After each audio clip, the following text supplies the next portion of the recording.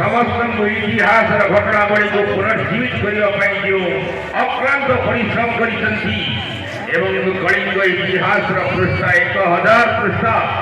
सबल इतिहास 300 पृष्ठ अधिक पुस्तक रचना कर सारा ओडिशा रे चांचल्य सृष्टि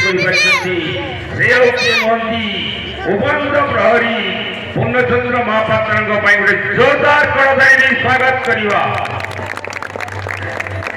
मुख्य अतिथि एवं मुख्य वक्ता परिचय पर आम आज भेटा आमर प्रिय सभा नेत्री महोदया को लोकसेवा जान जीवन मूल मंत्र जनसाधारण सुख दुख को जी निज सुख दुख भाव ग्रहण कर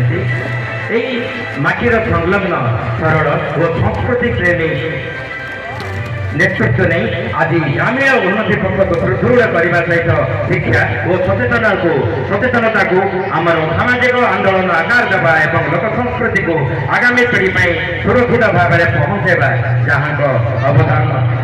संस्कृति नजर में केवल एक उत्सव नुहे बर एक जीवन दर्शन यही दर्शन को सार्थक करने से आम अंचल में लोककला लोकनृत्य लोक साहित्यर प्रचार प्रसार सदा से सक्रिय उपस्थिति आम एक गरिमा नुहे बर एक